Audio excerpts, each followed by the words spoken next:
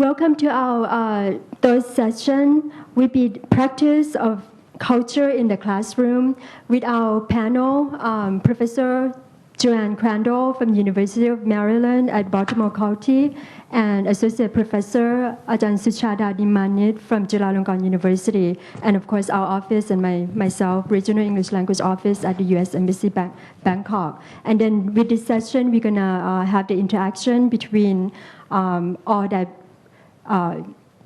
presence with us with the former Thai TESOL president, Dr. Ubon as well, and different faculty members from Chulalongkorn University and teachers from various schools in Thailand. So I hope it's going to be a good discussion on how we think about integrating culture and even value in our practice of learning English in the classroom.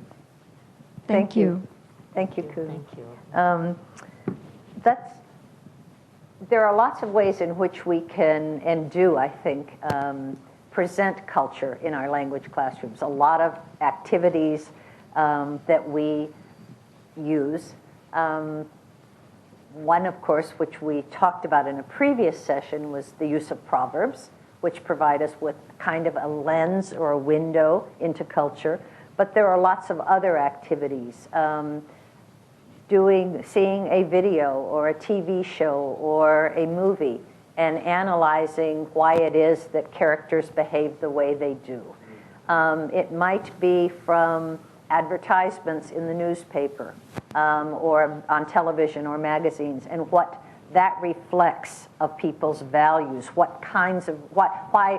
something is presented the way it is, and also how it might be presented differently in the local culture, for example, in Thai culture.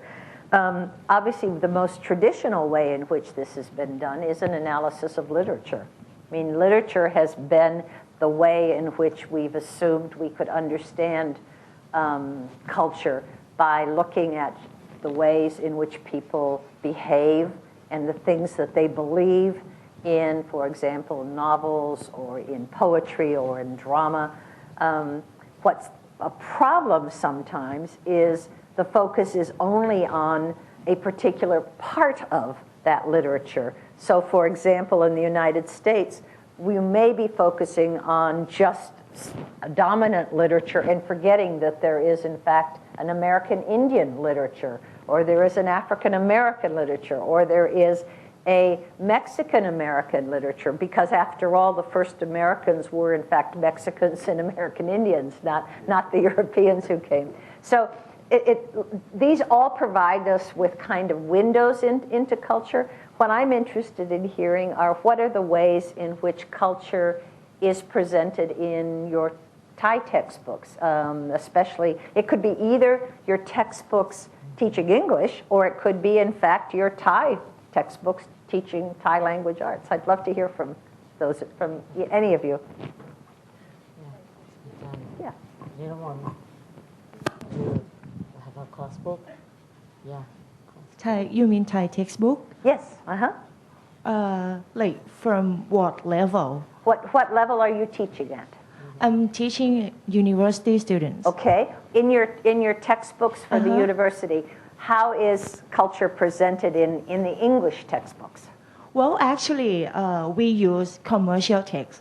So there's no Thai culture presented in our textbook. But we do have some units that I can include the Thai culture in it. For example, when I teach family is the theme of the unit, okay? And sometimes the concept of family is so different between like American families and Thai families. So in Thai culture, we do have extended families. So it's just I'll let students talk about their families and their values and beliefs. Mm-hmm.